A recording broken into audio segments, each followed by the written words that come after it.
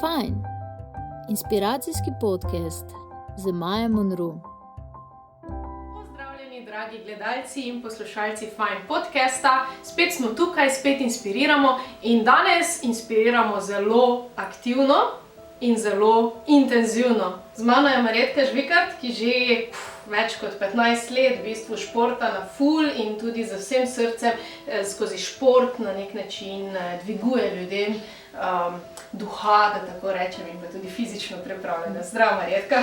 Lepo zdrav, Maja. Res je, športamo, šport je del življenja in to. Šport je del življenja, dober začetek. Kakšen, oziroma kateri del življenja je šport? V bistvu vse. Ne gre nič brez športa, vse je v mojem življenju. No. Se mi zdi, vse se nekako povezuje s tem, vse posod smo aktivni. Tudi sam tempo življenja se mi zdi nekakšen šport že. No. To si dobro izpostavila, ja. In ravno v tem tempu življenja je v bistvu ful težko, zares danes vsak dan človek najde čas za šport. Ne. Mislim, je šport tempo življenja, istočasno pa se mi zdi, da dosti ljudi reče, nimam časa za šport. Ja. Tega tako laufam okoli cele dneve. Ja. V bistvu se da lepo sporednice vleči, ne. Ni nujno, da je šport samo takrat, ko greš ti na gym, ko greš v fitness, ko greš nekam, ne vem, specifično na določen športni prireditev, ampak je šport vsak dan, lahko narediva trening zdaj tukaj doma na kavču. Primerno si obličena. Ja, sem se sicer rekla, ne, ampak se mi zdi, da se predvsem v duhu počutim športno. Okay. Bom še malo počakala, ampak vsekakor mislim, da me zelo vleče v tvoj gym center, ne? Ti imaš v bistvu od leta 2014 si ustanovila svoje podjetje in odprla svojo telovadnico. To je kar taka ameriška zgodba, no? Ja, ameriška, ampak tudi slovenska, no. Vse se da, če se hoče, če imaš svoj cilj, če imaš svojo željo, svojo vizijo, svojo pot, svoje pridne stranke, ki ti sledijo oziroma ki so s tabo v dobrem in slabem, tako da se, ne. No, kak je bilo v bistvu ta tvoj začetek, kak si se ti pripravila do tega oziroma si začutila ta drive? Jaz moram zdaj odpreti svoje podjetje, ali si mogoče opazovala trg, pa si rekla, bila bi dobra poslovna priložnost. Kak je ta tvoj začetek se zgodil? Moj začetek, definitivno sem delovala okrog po fitnessih, po gymih, na prostem, tudi samo smučanje, plavanje. V bistvu s športom sem povezana na večjih panogah, ne samo za ta fitness varianta, ne. Tako da mi je bilo ravno to všeč, to povezovanje vsega narave, gyma in različnih zvrsti. Zato sem se mogoče v določenih gymih počutila nekako omejeno. Bil je neki fokus v samo nekaj, jaz pa sem hotela več povezovanja, torej z drugimi. Imela si večjo vizijo. Ja, in to je pa pač tista prelomnica, to pa je moja vizija, to pa jaz hočem. In potem nekako smo probali, poskusili, stranke so že bile, dalj časa so mi že sledile in smo šli, poskusili na svojem in smo zdaj tukaj. V bistvu tako podobno kot bi, ne vem, kot frizerji naredijo, ne? Mislim, imajo neke stranke in potem začutijo, da bi pa oni radi eno svojo zgodbo ustvarili in pač zelo hitro na nek način stvar lahko zalaufa, ne? Če že imaš prve stranke. Ja, točno. In tvoja vizija, praviš, je bila pač to neko povezovanje večjih stvari hkrati. Zato ker v bistvu delo na sebi je celostno vedno, ne? Se pravi, ni samo fizično telo, ampak je tudi psiha, ne? Koliko, recimo, ti vidiš pri svojem delu izziv v tem, da ljudi premakneš tudi na duševni aparat, umski način? Zdi se mi, da se ljudje enostavno, ko začnejo ukvarjati tudi s samim športom oziroma z gibanjem, se tudi bolj sprostijo. Tudi samo osebni pristop, ko imamo, ena na ena, na primer, stranke, se bolj odprejo, se povežemo in se mi zdi, se tudi začne na tem nivoju bolj sproščati. Definitivno pa se povežemo tudi z drugimi strokovnjaki, ki imajo pač bolj poglobljeno znanje v samem tem duševnem sproščanju, pa potem tudi sami sprehodi, pohodi na Pohorje, ne vem, izkoristimo okolico Maribora. Tako da v bistvu gradiš tudi neko skupnost potem avtomatično, ne? Sodelujemo, tako sem rekla, tudi z drugimi strokovnjaki, ne? Tudi ostala področja, če so kakšna težja varianta, se povezujemo, ne vem, s kineziologom, z, ne vem, fizioterapeutom, z učitelji joge, potem tudi v sami hiši, kjer delujem jaz, torej na samem Jam plesno-rekreacijskem centru, se svojo znamko KOR povežemo z maserji, potem tudi s samimi plesnimi dogodki, kjer se zabavamo, tudi člani, sprostimo. Potem gremo, ne vem, naš pristan, izkoristimo se tam, povežemo z drugimi učitelji plavanja ali pa s učitelji smučanja. Tako da v bistvu ves čas ste v nekem tem gibanju, povezovanju in vas to na nek način tudi vse navdihuje, ne? Zakaj ime kor? Zakaj ima ime kor? Zato, ker se mi zdi, da kor je tista osnova, tisto jedro, stabilizacija trupa, ki nas drži pokončno. In če ti tega nimaš, lahko tudi v prenesenem pomenu, torej če nimaš hrbtenice, ne moreš stati, ne moreš živeti in točno to tudi povezava s samim gibanjem, ne? Torej kor, naša stabilizacija, da smo pokončni, da živimo v življenju, da lahko gremo, se gibljamo. V bistvu marsikdo tudi reče v tem motivacijskem svetu ali pa poslovnem svetu, ne? Trust your gut, ne? Se pravi, tudi spet se obračamo na kor, ne? Na to naše jedro tu noter. Zdaj ti si tudi mamica, dvoletnega fantka in ravno ko govoriš o tem, o hrbtenici, o tem, kako mora v bistvu človek nekako biti od znotraj močen, se mi zdi, da ravno ko se ženske nekako rodimo kot mame, ker jaz pravim, da se ne rodi samo otrok, rodi se tudi mama, se mi zdi, da nas potem to tako ne bom rekla obremeni, zasiči pač ta novi lifestyle, da dosti krat zgubimo to hrbtenico, ne, in pač dosti mamic reče, tudi jaz priznam, dosti krat rečem pač, da nimam časa, da bi še poleg pač vseh skrbi, ki jih imam, ko moram skrbeti za sebe in za otroka in za najino življenje, nekje še potem delala za svoje telo, ne. Ampak ti temu nasprotuješ odločno in imaš rešitev. Ja, imam tudi skupino mamic, ki redno hodijo, torej po porodu, katera se začuti, lahko takoj pride k meni in prilagodimo vaje. Seveda so dobrodošli zraven tudi otroci, ker so pač ravno otroci del naših življenj, tako da lahko z njimi telovadimo, z njimi se pogovarjamo in tudi njim v bistvu na nek način damo zgled nekega vitalnega, zdravega življenja. Po drugi strani pa se vseeno z otroci povežeš, ne? To je igra vseeno in gibanje je del igre in je pomemben faktor v našem življenju, no?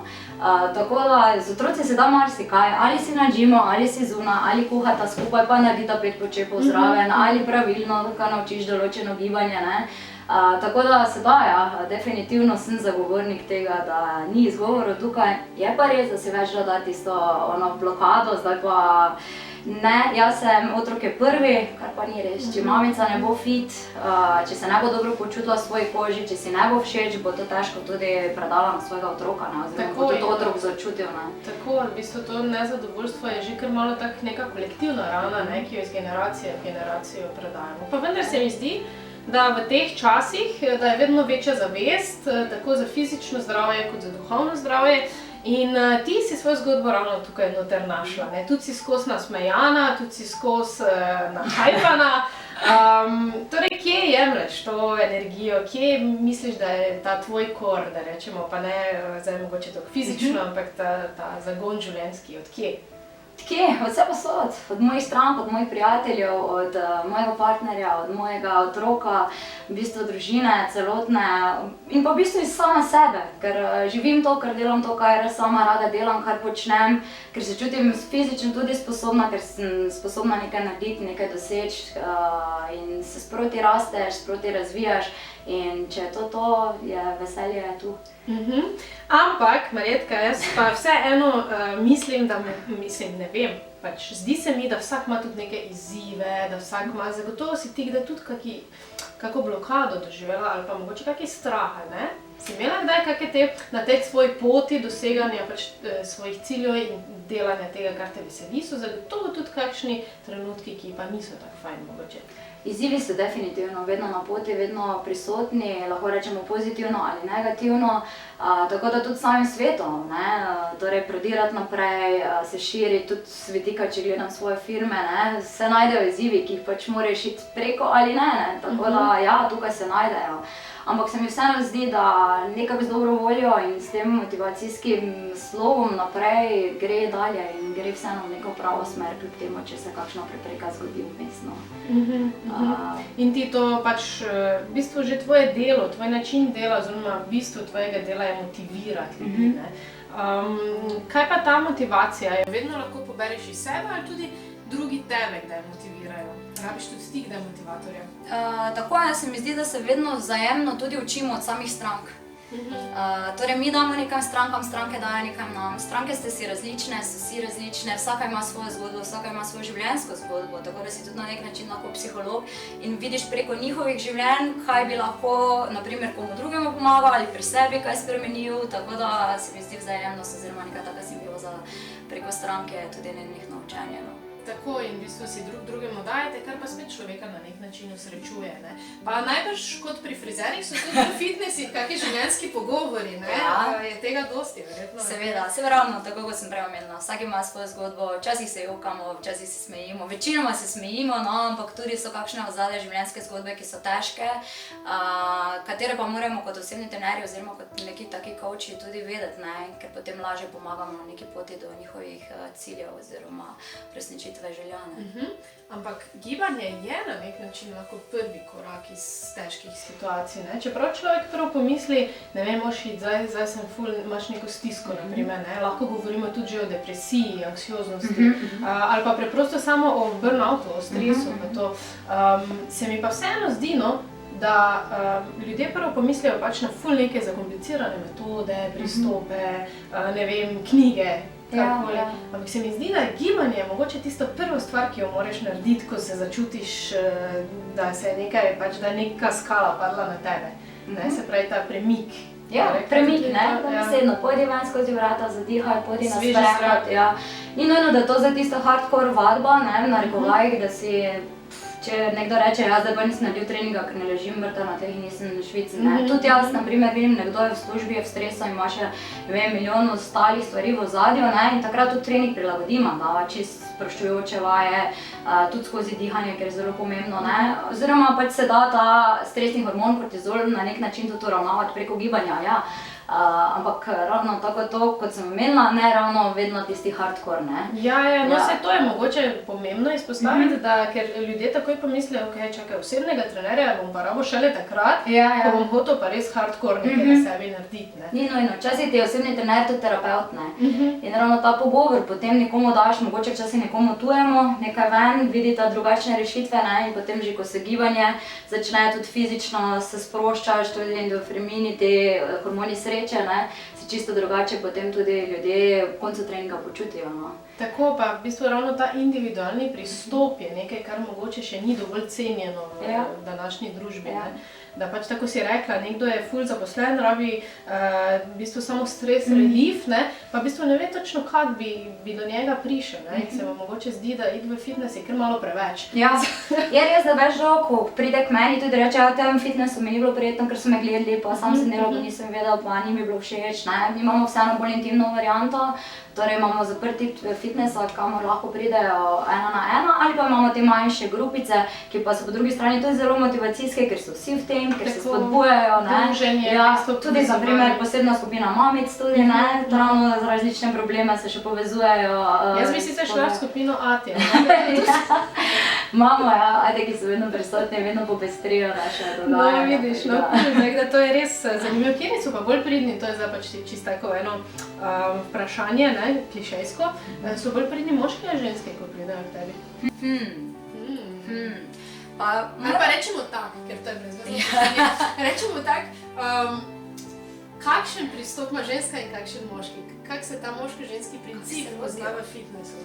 Pa se mi zdi, da se včasih, res je težko to, ker so vsi posamezniki malo drugače, ne, in zdaj ne moreš toliko ločiti mogoče po spolu, bolj po kakšnih poklicih, bolj po kakšnih prejšnjih izkušnjah. Ampak ja, ženske so kar zagrižene, moram reči, se lotijo, tisto strastno delajo, ponavadi potem še pripeljejo svoje moške v ozadju, ki jim je malo nerodno iti takoj notri, ker so toliko že v prednosti svoje, mislim, njihove partnerice. Ampak polno kar stečejo skupaj, sploh te treningi parov so včasih kar taki partnerski, dobri. V bistvu spet neko povezovanje. Ja, kot en takšen team building, ne. Pa ja, nekaj imajo ženske, nekaj imajo moški in sploh se potem dopolnjujejo, ne, in je pol en taki super trening nastane. Več pa zagriženost, ja, ženske so kar zagrižene. Ja, to sem čula, da pri ultramaratonih tudi, mislim, ženska ne odstopi, ne. Ja. Ženske vse zaključijo tekmo, mogoče ne najhitreje, ampak odstopijo res ono, ker res pade. Ja.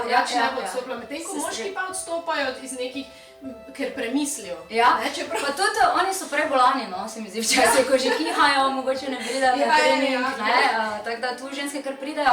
Je pa mogoče razlika, da se moški prej odločijo z vidika, ja, bom treniral, ni to je del prostega časa, kot pa ženske, to se mogoče navezuje. Najde čas za to, ne, ali pa da prioriteto. Ženska je vseeno mamica, gospodinja, ne vem, ima vse ostalo še, ne, moški pa prej najde z tega vidika prioriteto, ne.